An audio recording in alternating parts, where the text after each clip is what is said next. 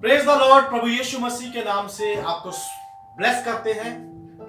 खुदा का धन्यवाद करते हैं आज के सुंदर समय के लिए, जब हम प्रभु के वचन को सुनने के लिए जा रहे हैं। तो आज से हम जो खुदा का वचन सीखेंगे, भजन संहिता 42 और 43, भजन संहिता 42 और उसका 43 अध्याय, और इसको हम सीरीज में सीखेंगे। थोड़ा आज सीखेंगे, थोड़ा आने वाले समय में सीखेंगे, और इस भजन से निश्चय प्रभु हमें आशीष देंगे। भजन संहिता 42 और 43 मैंने बताया कि ये एक ही भजन है और इसको अलग अलग हिस्सों में लिखा गया है, और आने वाले दिनों में हम इस भजन के ऊपर ध्यान करेंगे। तो जब हम इस भजन को शुरू करते हैं तो सबसे ऊपर जो लिखा हुआ है, इसका जो टाइटल है, निर्वासित व्यक्ति की प्रार्थना। और भजन संहिता 43 को भी जब हम पढ़ेंगे तो वहां पर भी यही टाइटल आपको मिलेगा, निर्वासित व्यक्ति की प्रार्थना। निर्वासित क्या होता है ये जानना बहुत जरूरी है। निर्वासित होता है जिसको देश से निकाल दिया गया हो, जिसको राज्य से बाहर किया हो, जो अपने घर से, अपने परिवार से दूर है। और जब हम इस भजन को सीखेंगे, हम इस भजन में जाएंगे, तो हम देखेंगे कि जो भजनकार है उसकी जो तड़प है, उसकी जो पीड़ा है अपने राज्य में जाने के लिए, और सबसे बढ़कर वो यरूशलेम में जाना चाहता है और वो परमेश्वर को देखना चाहता है। निर्वासित व्यक्ति की प्रार्थना। और भजनकार के बारे में भी हमें जानना बहुत जरूरी है कि ये कौन है जो इसका राइटर है। अक्सर बहुत सारे लोग ये सोचते हैं कि जो भजन संहिता है सारे के सारे शायद दाऊद ने लिखे हैं, लेकिन सारे भजन जो है वो दाऊद ने नहीं लिखे। इसके अलग अलग लेखक हैं। बहुत सारे भजन जो है वो प्रभु के दास दाऊद के द्वारा लिखे गए हैं। कुछ भजन है जो वो आसाफ के द्वारा लिखे गए हैं, और कुछ भजन जो है, एक या दो प्रभु के दास मूसा के द्वारा लिखे गए हैं, सुलेमान के द्वारा भी लिखे गए हैं। कुछ भजन ऐसे हैं जो अननोन है, जिनके राइटर्स के बारे में कुछ कहा नहीं जा सकता। लेकिन कुछ भजन ऐसे हैं जिनके ऊपर लिखा हुआ है कोरा वंशियों का मशकील या कोरा वंशियों के भजन। जब हम इस भजन को भी देखेंगे तो इसके ऊपर लिखा हुआ है प्रधान बजाने वाले के लिए कोरा वंशियों का मशकील। मशकील मतलब इंस्ट्रक्शन, हिदायतें। तो ये कोरा वंशी कौन थे और प्रधान बजाने वाला कौन था जिसके लिए ये भजन लिखते थे, ये जानना बहुत जरूरी है। देखिए, जब लिखा हुआ है कोरा वंशीय, इंग्लिश में लिखा हुआ है सन्स ऑफ कोराह, तो बहुत जरूरी है कि हम इनके बारे में जानें। अगर हम प्रभु के वचन में चले, थोड़ा पीछे जाना पड़ेगा। इतिहास की पुस्तक पहला इतिहास उसके 6 अध्याय में जाएं, 31 आयत से लेकर 38 आयत तक कुछ नाम है जिनका जिक्र किया गया है। और जब हम इन वचनों को पढ़ेंगे तो यहां पर लिखा हुआ है, 31 आयत से पढ़ रहा हूं, पहला इतिहास उसका 6 अध्याय उसकी 31 आयत में लिखा है, फिर जिनको दाऊद ने संदूक के भवन में रखे जाने के बाद यहोवा के भवन में गाने का अधिकारी ठहरा दिया था, वे ये हैं, जब तक सुलेमान यरूशलेम में यहोवा के भवन को बनवा ना चुका, तब तक वे मिलाप वाले तंबू के निवास के सामने गाने के द्वारा सेवा करते थे, और इस सेवा में नियम के अनुसार उपस्थित हुआ करते थे। देखिए यहां पर क्या लिखा हुआ है, कुछ लोगों का नाम है। प्रभु के दास राजा दाऊद ने मिलाप वाला जो तंबू है वहां पर गीत गाने के लिए कुछ लोगों को नियुक्त किया था। यहां पर क्या लिखा हुआ है? तंबू के निवास के सामने गाने के द्वारा सेवा करते थे। कुछ सेवकों को नियुक्त किया गया था कि वो गाने की सेवा करें। कितनी बड़ी सेवकाई है, गाने की सेवा। तो ये जो गाने की सेवा करने वाले थे, ये सब कोहरा वंशी थे। अगर हम इसको पढ़ते जाएं, कभी कभी जो वंशावलियों को पढ़ना जो है वो बहुत अजीब सा लगता है, बहुत बोरियत। लेकिन जब हम इन वंशावलियों को पढ़ेंगे तब हमें पता चलता है इसके बारे में। थोड़ा सा मैं आगे पढ़ना चाहूंगा। लिखा है कि वे नियम के अनुसार, उनके पास रूल्स थे, रेगुलेशंस थे, कैसे खुदा की सेवा करनी है, कैसे गाना गाना है। ऐसा नहीं है कि आए, मुंह उठाए और चलो जी गाने के लिए चले गए, है ना। बहुत सारी जगहों पर वर्शिप टीम जो है ऐसे ही होती है। मैं धन्यवाद करता हूं जगहों के लिए जहां पर वर्शिप टीम को डिसिप्लिन में रखा जाता है। लेकिन मैं बहुत जगहों पर ऐसे स्थानों को जानता हूं कि जो वर्शिप टीम के जो मेंबर्स हैं अपनी मर्जी से आ रहे हैं, अपनी मर्जी से जा रहे हैं। ढोलकी बजाने वाला जो है, आधी मीटिंग निकल गई है तो वो चर्च में एंट्री कर रहा है। लेकिन यहां पर लिखा है वो सेवा जो थी नियमों के अनुसार की जाती थी, कुछ रूल्स थे और वो गाने की सेवा करते थे। Praise the Lord. जो लोग वर्शिप करने वाले लोग हैं उनको मैं उत्साहित करना चाहता हूं कि ये एक सेवकाई है और इसको भी नियम के अनुसार करें। ओके, आगे हम पढ़ेंगे। लिखा है जो सेवा करने वाले थे, लिखा है जो अपने अपने पुत्रों समेत उपस्थित हुआ करते थे वे ये हैं। कहातियों में से हेमान गवैया जो योएल का पुत्र था और योएल सैमुएल का। प्रभु के दास सैमुएल नबी का नाम आप सबने सुना हुआ है। सैमुएल का एक बेटा योएल था और योएल का बेटा जो है वो हेमान है जो मुख्य गवैया है, मुख्य गवैया। शायद जो मेरा मानना है, जो मेरी सोच है कि जो लिखा हुआ है प्रधान बजाने वाले के लिए कोहरा वंशियों के मशकील, बार बार ये शब्द आता है। शायद ये लोग हेमान के लिए गीत लिखते थे कि हेमान उन गीतों को प्रभु के भवन में गाए, मिलाप वाले तंबू में उन गीतों को गाए। शैमुएल नबी का पोता जिसका नाम हेमान है, योएल का बेटा।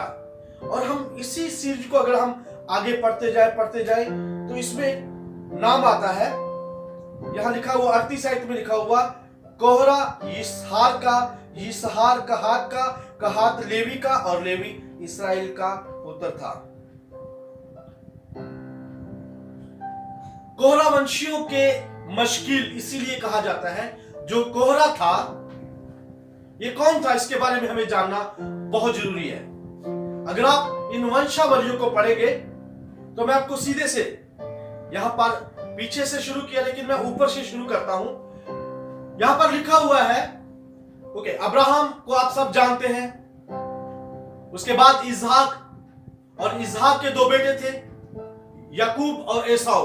और जो एसाव उसकी वंशावली अलग है, लेकिन जो याकूब है जिसको इस्राएल कहा गया, उसके 12 बेटे थे। और उन 12 बेटों में एक बेटा था लेवी। और जो लेवी था, लेवी के जो बच्चे हैं, लेवी के पुत्रों के लिए लिखा हुआ है उसके 3 पुत्र थे।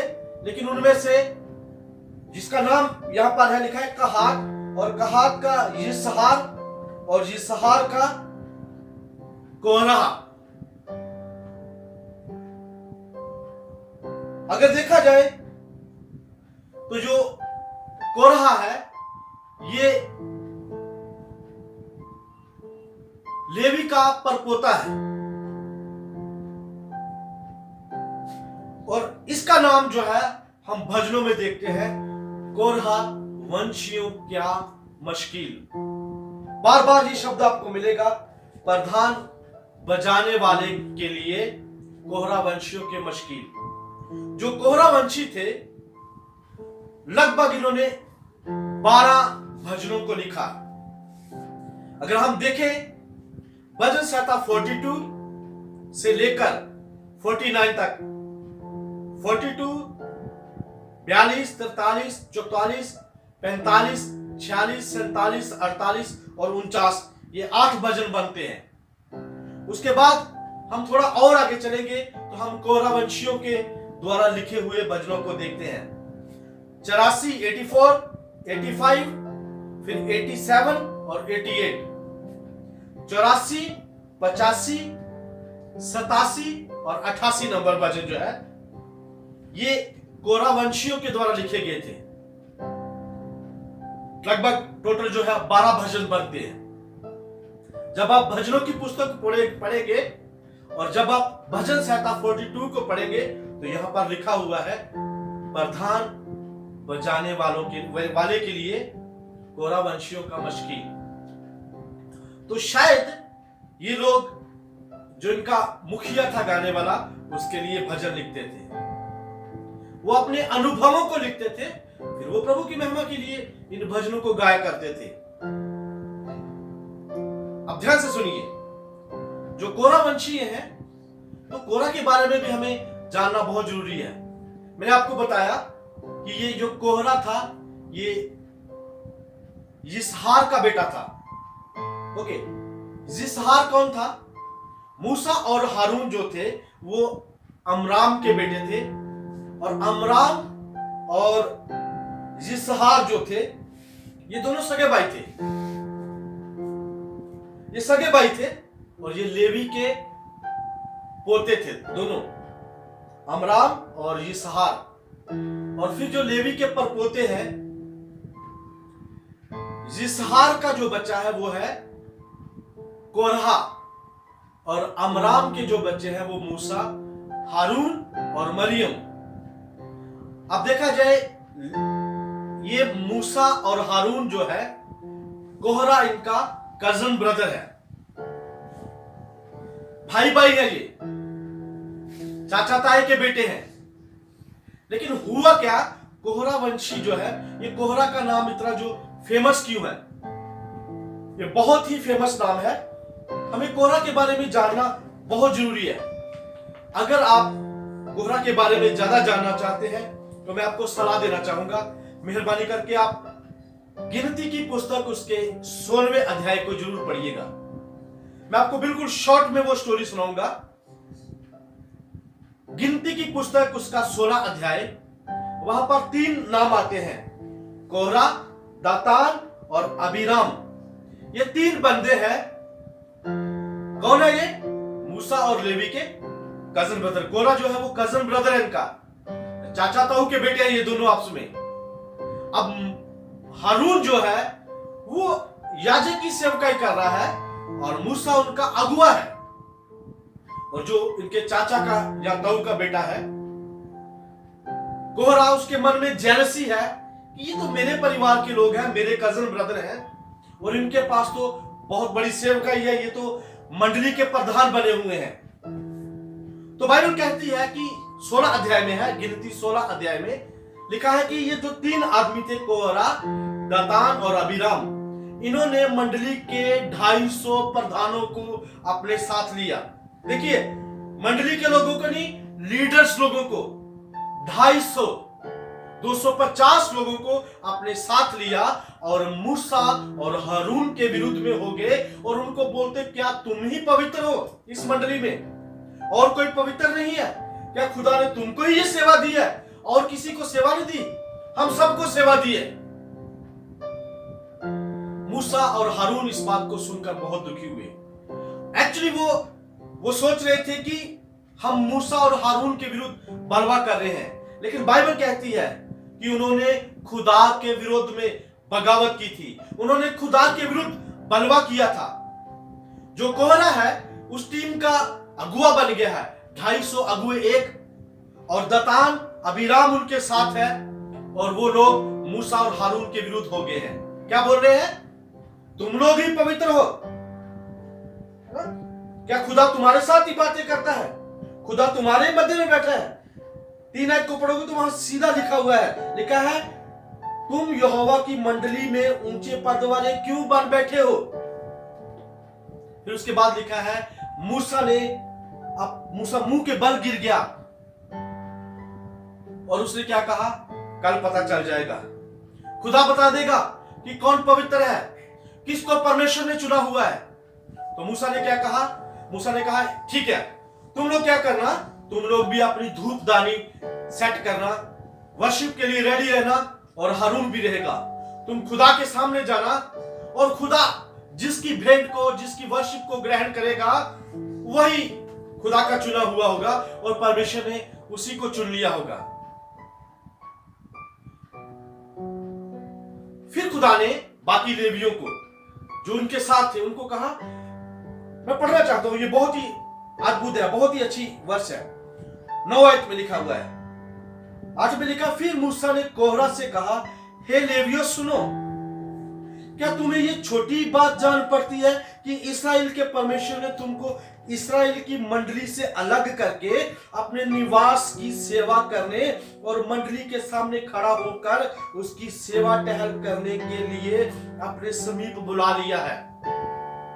तुमको ये छोटी बात जान पड़ती है, भले तुम प्रधान याजक नहीं हो, भले तुम अगुए नहीं हो, आज के शब्दों में बोलूं, भले तुम पास्टर नहीं हो, भले तुम बिशप नहीं हो, लेकिन अगर आप खुदा की सेवा कर रहे हैं, आप खुदा के भवन में सेवकाई कर रहे हैं, खुदा के राज्य में सेवकाई कर रहे हैं, चर्च में सेवकाई कर रहे हैं, तो ये कोई छोटी बात नहीं है।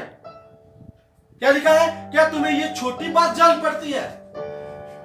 चर्च में आपको उत्साहित करना चाहता हूं, अगर आप खुदा की सेवा में हैं, ये छोटी बात नहीं है। बेशक आप वहां के पास्टर नहीं हैं, अगर आप उस चर्च में झाड़ू लगाते हैं, आप शनिवार को चर्च में जवान लोग जाते हैं और जाके कुर्सियों को साफ कर रहे हैं, झाड़ू लगा रहे हैं, जाले उतार रहे हैं, आप साउंड सिस्टम लगा रहे हैं, आप लाइटिंग को देख रहे हैं, तो ये कोई छोटी सेवा नहीं है। अगर आप गा रहे हैं, अगर आप ढोलकी बजा रहे हैं, अगर आपके पास खंजरी है, नो प्रॉब्लम, ये कोई छोटी सेवा नहीं है। कुछ लोग जो बाहर लोगों का वेलकम कर रहे हैं, कुछ लोग जो कभी स्टेज के ऊपर दिखाई नहीं देते, वो खाना बनाने में लगे हुए हैं, सब्जियां काट रहे हैं, खाना बना रहे हैं, कलीसिया के लिए पानी का इंतजाम कर रहे हैं। कोई छोटी सेवा नहीं है ये। टेंट लगाने में मदद कर रहे हैं, कुर्सियां लगाने में मदद कर रहे हैं, मैट बिछा रहे हैं, झाड़ू लगा रहे हैं, ये कोई छोटी सेवा नहीं है। बहने, जब मीटिंग हो गई है, चर्च खत्म हो गया, लोगों ने खाना खिलाया है, वो बर्तन साफ कर रहे हैं, ये कोई छोटी सेवा नहीं है। जो लोग खाना खिला रहे हैं, ये कोई छोटी सेवा नहीं है। जो लोग चर्च के लिए गाड़ी चला रहे हैं, ये कोई छोटी सेवा नहीं है। आप सबको खुदा ने कोई ना कोई सेवा दी है। कोहरा को भी कोई सेवा दी थी, लेकिन कोहरा क्या हो गया, तुम तो प्रधान बने बैठे हो, क्या तुम ही पवित्र हो। मूसा ने कहा, क्या तुमको छोटी बात जान पड़ती है। कलीसिया में आपको उत्साहित करना पड़ता चाहता हूं, अगर हमें खुदा ने कोई सेवा दी है तो ये कोई छोटी बात नहीं है। मैं आज भले इस गोशन चर्च का पास्टर हूं, लेकिन मैं अपने चर्च में, पंजाब वाले चर्च में झाड़ू लगाया करता था, मैं वहां पोछा लगाया करता था, अपने पास्टर उनके कपड़े प्रेस किया करता था, कई बार कपड़े धोता था। प्रभु के दास पास्टर तरसेम आज इस दुनिया में नहीं है, लेकिन मैं उनके साथ बड़ी वफादारी से काम करता था। मेरे आत्मिक गुरु पास्टर आर के बाला, आप लोगों ने बहुत बार उनका नाम सुना हुआ है। 3.5 साल तक मैं उनके साथ रहा, मैं उनके हाथ पैर दबाता था, उनके घर का भी काम करता था, वह जहां वर्शिप होती थी वहां पोछा लगाता था, झाड़ू लगाता था, क्योंकि मुझे पता था कि ये खुदा की सेवा है। मुझे पता था कि ये कोई छोटी बात नहीं है। खुदा ने मुझे पब्लिक में से, भीड़ में से बुलाया है और प्रभु ने मुझे ये सेवा दी है। मूसा यही कह रहा है लेवियों से और कोहरा से, कोहरा, क्या तुमको ये छोटी बात जान पड़ती है कि प्रभु ने तुमको मंडली में से चुना है। जो बाइबल के स्कॉलर है वो कहते हैं लगभग वो 20 लाख लोग थे। उन 20 लाख लोगों में से इन लोगों को प्रभु ने सेवा दी थी कि ये मिलाप वाले तंबू में आके खुदा की सेवा करें। लेकिन क्या हुआ? कोहरा के मन में क्या आया? मूसा प्रधान बना हुआ है, हारून याजक बना हुआ है कि यही पवित्र है। उन्होंने बगावत कर दी, उन्होंने विद्रोह किया। लेकिन बाइबल कहती है उन्होंने खुदा के विरोध में विद्रोह किया था। मूसा और हारून के विरोध में वो विद्रोह नहीं था, मूसा के विरोध में वो बगावत नहीं थी, वो परमेश्वर के विरोध में बगावत थी।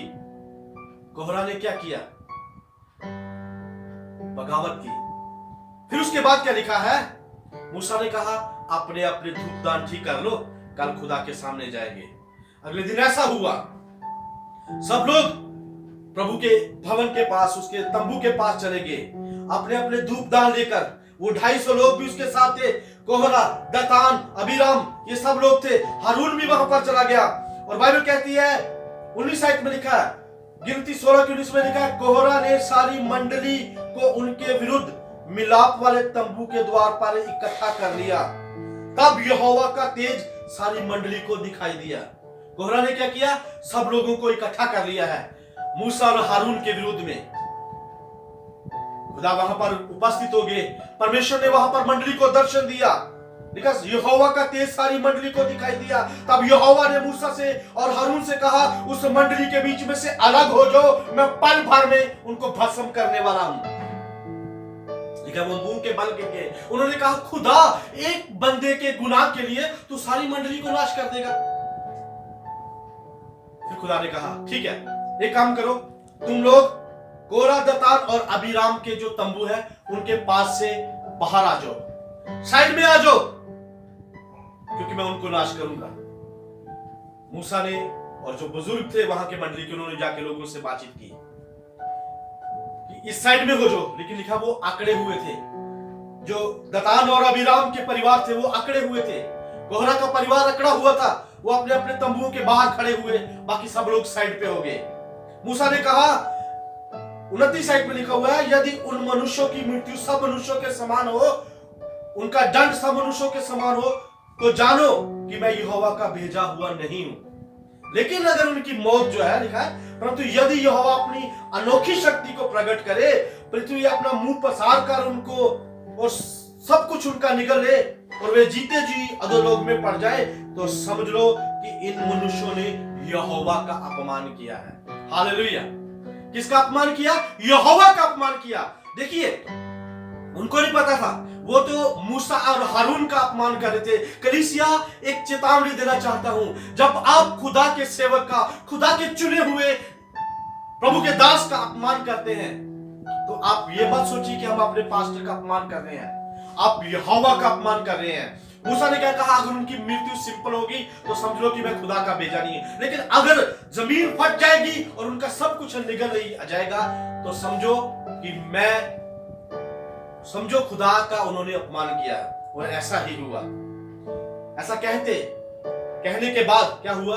वो लोग एक जगह पर खड़े थे, लिखा जमीन ने अपना मुंह खोल लिया और देखते देखते उन सब का जो कुछ भी था, यहां पर लिखा जो कुछ भी था, सब कुछ निगल लिया, सब कुछ निगल लिया जमीन में, और वो अधोलोक में समा गए। बाकी इस्राएल के जो लोग थे वो भागे वहां से, बोलते भागो भागो, पृथ्वी कहीं हमको भी ना निगल जाए। और फिर लिखा यहोवा के भवन से आग निकली और जो 250 लोग उन लोगों के साथ शामिल थे उनको भी आग ने खत्म कर दिया, भस्म कर दिया। कोहरा का सब कुछ खत्म हो गया।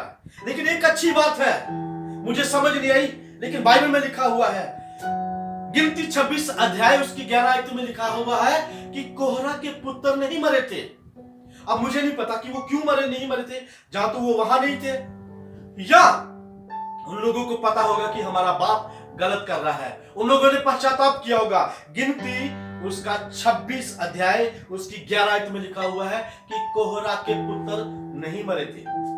और जो कोहरा के पुत्र थे उन्होंने बाद में उस सेवकाई को जारी रखा। और जब हम दाऊद के टाइम पर आते हैं तो हम देखते हैं कि कोहरा वंशीय जो है उनके वंश में से कितने लोग पैदा हुए? शमूएल पैदा हुआ लेवियों में से, ना? लेवियों के वंश में बहुत लोग जो महान नाम है पैदा हुए। शमूएल नबी उनके वंश में से पैदा हुआ। लेकिन कोहरा वंशियों का नाम क्यों लिखा हुआ है? मैं आपको उत्साहित करना चाहता हूं, जो प्रभु ने मुझे सिखाया है कि कोहरा वंशियों का नाम बार बार क्यों आता है। ये क्यों नहीं कहा गया लेवी के वंश, शमूएल के वंश, कोहरा वंशियों का क्यों नाम आता है? यस, ध्यान से सुनिए। कोहरा वो आदमी था जिसने खुदा के विरुद्ध बलवा किया था, जिसने बगावत की थी, जिसने खुदा की सेवकाई को तुच्छ जाना था। लेकिन परमेश्वर ने फिर भी उसकी पीढ़ी के ऊपर दया की और उसके बच्चों को सेवकाई दी। हालेलुया। मेरे प्रिय भाइयों बहनों, हमारे पूर्वज, हमारे बाप दादा जिन्होंने खुदा के विरुद्ध में बलवा किया होगा, लेकिन खुदा की कृपा है कि खुदा फिर भी उनके बच्चों के ऊपर, उनकी पीढ़ियों के ऊपर तरस खाता है। प्रभु ने वो ब्लेसिंग अब्राहम, इसहाक और याकूब के साथ जो वाचा बांधी हुई थी, उसकी वजह से उनको दी, क्योंकि खुदा ने वचन दिया था, खुदा ने प्रॉमिस की थी, वाचाएं बांधी थी याकूब के साथ। इसीलिए कोहरा नाश हो गया, लेकिन खुदा ने कोहरा वंशियों को आशीष दी और वो खुदा के भवन में क्या लिखा है? गाने की सेवा करते थे। नियमों के तहत, रूल्स एंड रेगुलेशन के तहत खुदा की सेवा करते थे। What a wonderful joy! मेरे प्रिय भाइयों बहनों, हमारे पूर्वजों ने, हमारे बाप दादों ने खुदा को रिस दिलाई होगी, लेकिन हमें प्रभु ने आज अपनी सेवकाई दी है। हालेलुया। हमारे बच्चों को गाने बजाने की सेवकाई दी है। Praise God. कलीसिया, कितनी उत्साहित करने वाली बात है। आपको प्रभु ने अपनी सेवा दी है। भले हमारे पूर्वजों ने परमेश्वर के विरुद्ध में बगावत की थी, लेकिन जब हम यीशु मसीह में आ जाते हैं, प्रभु यीशु मसीह को ग्रहण कर लेते हैं, बाइबल कहती है अब्राहम की जो आशीषें हैं वो मसीह यीशु के द्वारा अन्य जातियों तक पहुंच जाती है। ये तो हमारे ऊपर अनुग्रह हुआ कि जो अब्राहम की आशीष थी वो मसीह यीशु के द्वारा हम तक पहुंच गई। कोहरा ने गुनाह किया, कोहरा ने खुदा के विरुद्ध बगावत की, लेकिन परमेश्वर ने अब्राहम के साथ बांधी वाचा के लिए कोहरा वंशियों को जीवित रखा और दाऊद के समय पर वो लोग खुदा की सेवा कर रहे हैं। शमूएल का बेटा योएल और योएल का बेटा हेमान जो मुख्य गवैया, प्रेज गॉड, और इन्हीं गवैयों के लिए ये भजन लिखे गए हैं। भजन संहिता 42 और 43 भी कोहरा वंशियों के द्वारा लिखा गया है। मैंने आपको बताया कि लगभग 12 भजन जो है वो कोहरा वंशियों के द्वारा लिखे गए हैं। तो हम अगली बार जो सुनेंगे हम भजन संहिता 42 में जाएंगे और हम और सीखेंगे। प्रभु आपको आशीष दे। मैं आपको ब्लेस करना चाहता हूं, आपको दुआ, आपके लिए प्रार्थना करना चाहता हूं। भले हमारे पूर्वजों ने खुदा को रिस दिलाई हो, उन्होंने बगावत की हो, लेकिन प्रभु ने ये सेवा मसीह यीशु के द्वारा हमें दी है। आइए हम सब अपनी आंखों को बंद करेंगे। Thank you Lord Jesus, hallelujah. धन्यवाद यीशु, धन्यवाद, धन्यवाद। तेरा शुक्र करते हैं प्रभु जी, मैं तेरी तारीफ करता हूं प्रभु जी। प्रभु जी धन्यवाद करते हैं, आपने हमारे ऊपर अनुग्रह किया। तेरा धन्यवाद प्रभु जी। मैं प्रार्थना करता हूं जितने लोग प्रभु जी इस यूट्यूब के माध्यम से इस वचन को सुनेंगे प्रभु, उनके परिवारों पर तेरा अनुग्रह हो, तेरा फजल हो प्रभु जी। तेरा धन्यवाद प्रभु जी। तेरी स्तुति करते हैं। हालेलुया। प्रभु तूने हमारे पूर्वजों के बलवे को माफ किया प्रभु जी, आज हमें ये सेवा दी प्रभु। कोहरा ने प्रभु जी गुनाह किया था, लेकिन तूने उसके पुत्रों को अब्राहम और याकूब की आशीषों की वजह से प्रभु तूने जिंदा रखा और उनको अपनी सेवा दी। प्रभु मैं दुआ करता हूं हमारी कलीसिया में जो लोग बीमार हैं, यीशु मसीह के नाम से वो चंगे हो जाए, यीशु के नाम से वो चंगे हो जाए। रजनी के लिए हम दुआ करते हैं, यीशु के नाम से वो पूरी चंगाई पाए। हालेलुया। रिगा नामो शिखा रबा रबा रबा ओरिबा नामो रिया रबा रबा। प्रभु जी भाई शोके के लिए जब प्रभु जी उनका इतना बड़ा ऑपरेशन हुआ प्रभु जी, हम तेरा धन्यवाद करते कि वो ऑपरेशन सक्सेस हुआ प्रभु। तेरे दास को पूरी चंगाई दे प्रभु जी, तेरे दास को पूरी चंगाई दे प्रभु जी। हालेलुया, कृपा करो प्रभु, उनके पूरे घराने के ऊपर ध्यान करो। भाई शोके को पूरी चंगाई दीजिए। हालेलुया प्रभु जी। दर्शना आंटी के लिए हम दुआ करते हैं, आप उनको चंगाई दीजिए प्रभु जी। हमारी बुजुर्ग बेबी के लिए हम दुआ करते हैं प्रभु जी, आप उनको चंगा करें। हालेलुया। हम दुआ करते भाई विजय के परिवार के लिए, ओ प्रभु जो सोनी में है प्रभु जी, आप उस परिवार में अपनी शांति दीजिए प्रभु। हम धन्यवाद करना चाहते हैं पीड़ा वाले परिवार के लिए प्रभु जी। ओ खुदा उनको अपने ब्लेस किया प्रभु जी, छोटे बच्चे की आशीष दी रवि को, तेरा धन्यवाद प्रभु जी।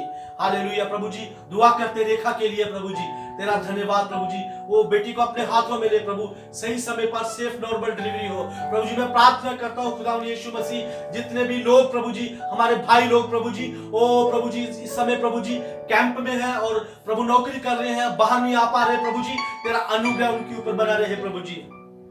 पीछे उनके परिवारों को संभाल के रखे प्रभु जी। खुदा मैं दुआ करता हूँ जितने लोग प्रभु जी YouTube के माध्यम से प्रभु जी आज के वचन को सुन रहे हैं प्रभु, सबके ऊपर तेरा अनुग्रह हो। हालेलुया। जो लोग बीमार हैं यीशु मसीह के नाम से चंगे हो जाएं, जो लोग बीमार हैं यीशु के नाम से चंगे हो जाएं। हालेलुया प्रभु।